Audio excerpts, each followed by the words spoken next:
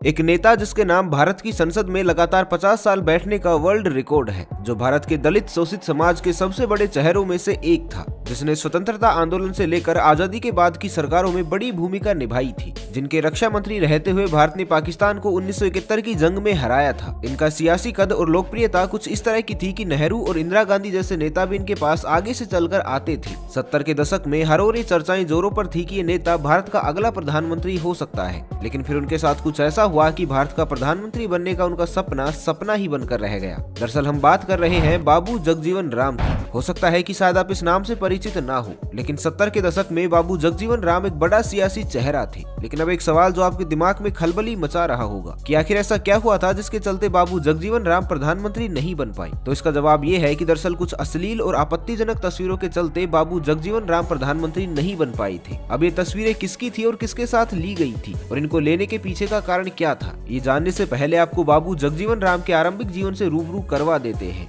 बाबू जगजीवन राम का जन्म 5 अप्रैल 1908 को बिहार के भोजपुर के चंदवा गांव में हुआ था। उन्हें जन्म से ही आदर से बाबूजी के नाम से संबोधित किया जाता था। उनके पिता शोभा राम एक किसान थे, जिन्होंने ब्रिटिश सेना में नौकरी भी की थी। हालांकि उनकी जल्दी ही मौत हो गई थी, जिसके चलते उनके परिवार को आर्थिक तंगी का सामना भी करना पड़ा था। बाबू जगजीवन राम की पढ़ाई की शुरुआत इंग्लिश मीडियम स्कूल से हुई थी, लेकिन स्कूली जीवन में उन्हें जातिगत भेदभाव का बुरी तरह से सामना करना पड़ा। दरअसल उनके स्कूल में उनके समाज के लोगों और बच्चों के लिए पानी पीने का अलग से बर्तन रखवा दिया गया था, जिसका जगजीवन राम ने जमकर विरोध किया और आखिरकार विद्यालय प्रशासन को उनके सामने झुकना पड़ा। इसके बाद पानी पीने के लिए सभी के लिए एक ही घड़े की व्यवस्था करवा दी गई। इसके बाद उच्च अध्ययन के लिए वे कलकत्ता चले गए और कलकत्ता यूनिवर्सिटी में दाखिला ले लिया। यहाँ पर जातिगत भेदभाव के खिलाफ काम करने का उन्हें मौका मिला। यहीं पर उनकी मुलाकात नेताजी सुभाष चंद्र बोस से भी हुई। सुभाष चंद्र बोस द्वारा साल 1928 में करवाई गई एक मजदूर रैली में भी जगजीवन राम ने एक बड़ा रोल निभाया था। इसके बाद धीरे धीरे वो राजनीति में भी पूर्ण रूप से सक्रिय हो गए। साल 1936 में 28 साल की उम्र में जगजीवन राम को बिहार विधान परिषद में नॉमिनेट किया गया। यहाँ से उनके राजनीतिक जीवन को एक नई दिशा मिल चुकी थी। इसके बाद साल 1937 में वो डिप्रेस्ड क्लास लीग के नेता के तौर पर बिहार विधानसभा में एक ग्रामीण सीट से निर्विरोध चुने गए। सिर्फ इतना ही नहीं, इस चुनाव में बाबू जगजीवन राम के साथ साथ इस पार्टी के 14 विधायक और जीते थे। इसलिए कांग्रेस ने इस मौके को हाथ से नहीं जाने दिया और उन सभी को अपनी पार्टी में शामिल कर लिया। इसके बाद हिंदू महासभा के एक सेशन के दौरान बाबू जगजीवन राम ने मंदिरों और कुओं को दलितों के लिए भी खोलने का प्रस्ताव पेश किया। ये उस समय की बड़ी और चारों तरफ हलचल मचा देने वाली घटना थी, क्योंकि जो काम डॉक्टर भीमराव अंबेडकर ने आलोचना करके किया था, वही काम जगजीवन राम ने विपक्षी लोगों के बीच में जाकर करने की कोशिश की थी। इसी दौरान भारत छोड़ो आंदोलन भी शुरू हो गया और तमाम नेताओं के साथ जगजीवन राम को भी जेल में जाना पड़ा। लेकिन इस काली रात के बाद एक नया सवेरा आया, जब साल 1946 में जवाहरलाल नेहरू की सरकार बनी। अस्थायी तौर पर बनी सरकार में जगजीवन राम सबसे कम उम्र के मंत्री बने थे। इन्हें लेबर मिनिस्टर का पद सौंपा गया था। लेबर मिनिस्टर का पद मिलते ही जगजीवन राम ने भारत में मजदूरों की समस्याओं को लेकर कानून बनाने की शुरुआत कर दी। उन्होंने मजदूरों के आर्थिक और सामाजिक जीवन को बेहतर बनाने के लिए कई कानून बनाए, जिसके बाद वो जनता के बीच में एक लोकप्रिय चेहरा बनकर उभरे। हालांकि सुभाष चंद्र बोस जैसे नेता भी मजदूरों के हितों के लिए काम कर रहे थे, पर पेमेंट, इंश्योरेंस, बोनस और बाकी कुछ ऐसे ही मुद्दों से जुड़े हुए कानून बनाने का जो काम जगजीवन राम ने किया था, वो कोई और नहीं कर पाया था। ये उनके द्वारा किए गए बेहतरीन कामों का ही परिणाम था कि इसके बाद उन्हें इंटरनेशनल लेबर कॉन्फ्रेंस के अध्यक्ष के तौर पर भी चुना गया। इसके बाद वो नेहरू की सरकार में कम्युनिकेशन मंत्री, ट्रांसपोर्ट और रेलवे मंत्री भी रहे। नेहरू के बाद इंदिरा गांधी की सरकार बनी और इसमें भी कई महत्वपूर्ण और बड़े पद जगजीवन राम को सौंपे गए। कृषि मंत्री के पद पर रहते हुए भारत की हरित क्रांति में भी उनका बहुमूल्य योगदान था। लेकिन साल 1969 में कांग्रेस पार्टी में कुछ अनबन हुई और वो 2 धड़ों में विभाजित हो गई। जगजीवन राम ने इंदिरा गांधी वाले खेमे में जाने का फैसला लिया। इसका फायदा ये हुआ कि उन्हें कांग्रेस का राष्ट्रीय अध्यक्ष बना दिया गया। इनकी हैसियत का अंदाजा आप इसी बात से लगा सकते हैं कि आज जो रुतबा मोदी सरकार में अमित शाह के पास है, कुछ ऐसा ही रुतबा इंदिरा सरकार में जगजीवन राम के पास हुआ करता था। साल 1970 से लेकर 1974 तक उन्होंने भारत के रक्षा मंत्री के तौर पर भी काम किया। इनके रक्षा मंत्री रहते हुए ही भारत पाकिस्तान का युद्ध हुआ था, जिसमें भारत ने पाकिस्तान को कड़ी शिकस्त दी थी। इतना ही नहीं, बांग्लादेश के निर्माण में भी इनका एक बड़ा योगदान था। लेकिन साल 1975 में जब इंदिरा गांधी ने इमरजेंसी लगाई तो उन्होंने कांग्रेस को छोड़ दिया। इमरजेंसी के बाद होने वाले चुनाव के लिए उन्होंने साल 1977 में जनता दल के साथ मिलकर कांग्रेस फॉर डेमोक्रेसी नाम की एक नई पार्टी का गठन किया। जनता पार्टी को कांग्रेस के जिस नेता से सबसे ज्यादा डर था, वो जगजीवन राम ही थे। जनवरी 1977 में जैसे ही ये घोषणा हुई कि मार्च में चुनाव होंगे, तो जनता पार्टी के नेता निराशा से भरे हुए थे। लेकिन फरवरी में जगजीवन राम के पार्टी से जुड़ते ही सारे नेता उत्साह से भर गए, क्योंकि अब एक बड़ा वोट बैंक उनके साथ आ रहा था। लेकिन इंदिरा गांधी को इससे गहरा धक्का लगा। उन्हें समझ आ चुका था कि जगजीवन राम का जाना उनकी पार्टी के लिए एक अच्छा संकेत नहीं था। चुनाव के कुछ दिन पहले जगजीवन राम को दिल्ली के रामलीला मैदान में जनता को संबोधित करना था। इस सभा में बहुत ही ज्यादा लोगों के आने की संभावना थी, तो इसके जवाब में इंदिरा गांधी ने दूरदर्शन पर ऋषि कपूर की नई फिल्म बॉबी को चलवा दिया। कांग्रेस को लगा कि जनता फिल्म देखने के लिए घर पर ही रुकी रहेगी, क्योंकि उस वक्त दूरदर्शन पर नई फिल्म का आना एक असंभव सी चीज थी। लेकिन इंदिरा गांधी की ये चालाकी विफल रही और सभा में रिकॉर्ड तोड़ भीड़ इकट्ठा हुई। अगले ही दिन अखबारों में हेडलाइन छपी कि बाबू बीट्स बॉबी, यानी बाबू ने बॉबी को हरा दिया। चुनाव हुए और जनता पार्टी भारी मतों से विजयी हुई, लेकिन प्रधानमंत्री पद के सबसे बड़े दावेदार जगजीवन राम को प्रधानमंत्री नहीं बनाया गया और वजह थी सेक्स स्कैंडल।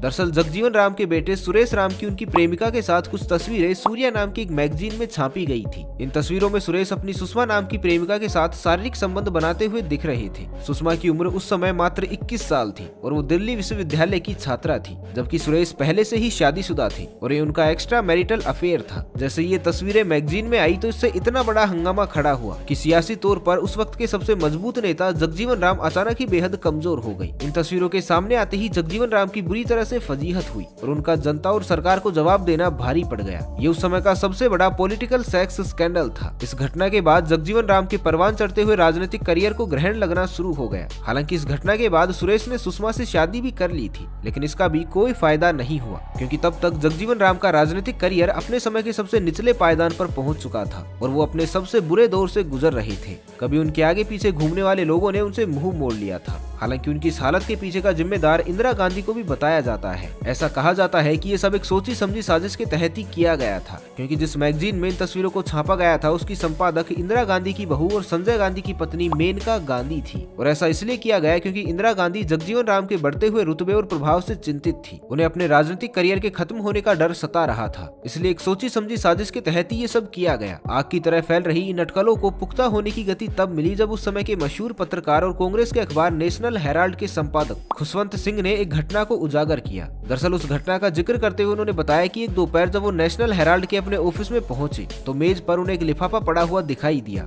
जब उन्होंने इस लिफाफे को खोला तो उसमें कई अश्लील तस्वीरें थी। उनका कहना था कि कामसूत्र में तो 64 तस्वीरें होती है, पर यहाँ सिर्फ 10 ही थी। लेकिन जब उन्होंने इन तस्वीरों को गौर से देखा तो उन्हें देखते ही वो पहचान गए कि तस्वीरों में जो शख्स है वो कोई और नहीं बल्कि जगजीवन राम का बेटा सुरेश राम है। खुशवंत सिंह उस समय मैगजीन सूर्या के कंसल्टेंट एडिटर भी थे। उन्हें कहा गया कि वो इन तस्वीरों को मैगजीन में छाप दे, लेकिन किसी के निजी जीवन का मामला मानते हुए उन्होंने इन तस्वीरों को छापने से साफ मना कर दिया। बाद में जगजीवन राम से भी संपर्क कर ये कहा गया कि या तो वो कांग्रेस में शामिल हो जाएं या फिर इन तस्वीरों को मैगजीन में छाप दिया जाएगा। शुरुआत में तो जगजीवन राम ने कांग्रेस में शामिल होने के लिए हामी भर दी, लेकिन जैसे जैसे उनके सामने इंदिरा गांधी की मांगे बढ़ती गई तो उन्होंने कांग्रेस में शामिल होने के अपने फैसले को बदल दिया और उनके ऐसा करने के अगले ही दिन सूर्या मैगजीन में उनके बेटे की अपनी प्रेमिका सुषमा के साथ शारीरिक संबंध वाली नग्न तस्वीरों को छाप दिया गया। बस इसके बाद तो सियासी गलियारों में मानो भूचाल सा आ गया था। हर तरफ बस इसी बात के चर्चे थे। हालांकि इसके जवाब में सुरेश ने ये कहते हुए अपना बचाव भी करने की कोशिश की थी कि उन्होंने ये सब नहीं किया, ये सब एक साजिश के तहत किया गया है। एक दिन वो अपनी महिला मित्र के साथ कार से घूम रहे थे, तभी कुछ लोगों ने उनका अपहरण कर लिया और बेहोशी की हालत में उनसे ये सब करवाया गया। लेकिन अफसोस इसका भी कोई फायदा नहीं हुआ और लाख कोशिशों के बावजूद जगजीवन राम जनता और सियासी नेताओं का विश्वास नहीं जीत पाए।